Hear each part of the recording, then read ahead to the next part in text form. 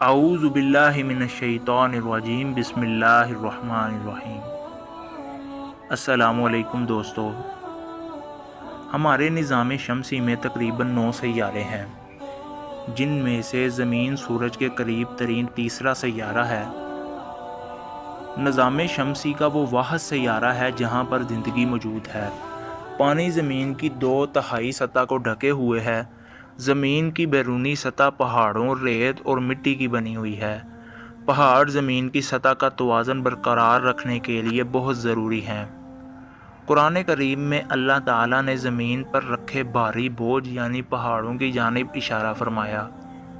سورہ نحل کی آیت نمبر 15 ہے، اور اسی نے زمین میں مختلف مادوں کو باہم ملا کر بھاری پہاڑ بنا دیے، تاکہ ایسا نہ ہو کہ کہیں وہ اپنے مدار میں حرکت کرتے ہوئے تمہیں لے کر کانپنے لگیں، اور نہریں اور قدرتی راستے بھی بنائے تاکہ منزلوں تک پہنچنے کے لیے راہ پا سکو۔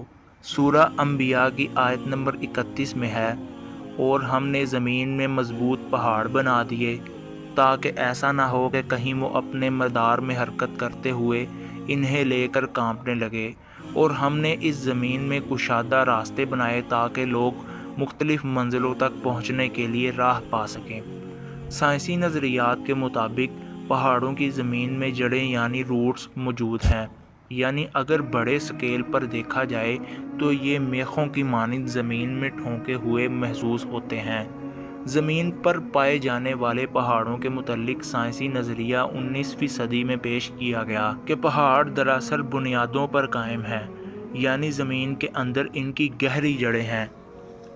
لاری ڈبلیو پرائس اپنی کتاب میں لکھتے ہیں، 19ویں صدی میں پہاڑوں کی بنیادوں یعنی جڑوں کے شواہد شمالی انڈیا سے ملے، جہاں سروے کرنے والوں کی ایک ٹیم زمین کی درست پیمائش لے رہی تھی۔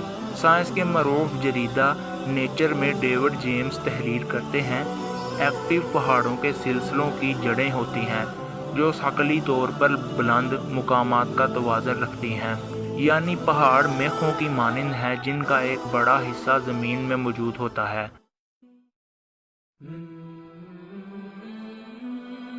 اور ساتھ ہی ساتھ یہ وزنی طور پر توازن کا باعث ہیں۔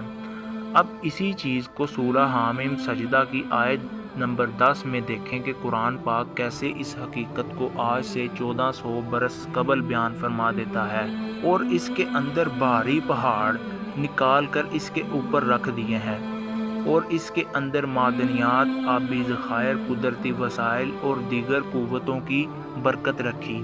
اس تمام تر بحث سے یہ بات کھل کر سامنے آتی ہے کہ یہ جدید سائنسی تجربات نے دھیرے دھیرے قرآن کریم کی صداقت کا اعتراف کیا ہے، اور یہ سلسلہ ابھی رکا نہیں بلکہ جاری ہے، اور جلد ہی قرآن کریم میں بیان کردہ دیگر سائنسی امور پر رہنمائی کو بھی سائنس اپنے لیے کھل کر رول ماڈل تسلیم کرے گی، کیونکہ محض چند صدیاں قبل ہی دیکھ لیا جائے تو اس دور کی جدید سائنس نہ تو بگ بینگ کو تسلیم کرتی تھی، نہ کائنات کے پھیلاؤ کو، اور دیگر بھی بہت سے سائنسی نظریات وقت کے ساتھ ساتھ تجربات اور مشاہدات کے ارتقاء سے سامنے آئے ہیں، اور تجربات میں ارتقاء کا سلسلہ کبھی بھی رکنے والا محسوس نہیں ہوتا۔ اس لیے ہم یہ کہہ سکتے ہیں کہ قرآن کریم کے بیان کردہ حقائق کی تہ تک کوئی نہیں پہنچ سکتا، مگر ان حقائق کی صداقت کا اعتراف علوم کی ترقی سے ہوتا رہے گا۔ دوستو، امید کرتا ہوں آج کی ویڈیو آپ کے لیے انفارمیٹیو رہی ہوگی۔ اگر ویڈیو اچھی لگے تو لائک کیجئے، چینل کو ضرور سبسکرائب کیجئے۔ شکریہ۔ زندگی رہی تو ملیں گے ایک دلچسپ ویڈیو کے ساتھ۔ اپنا اور اپنے گرد و نواح کا خیال رکھیں۔ اللہ نگہبان۔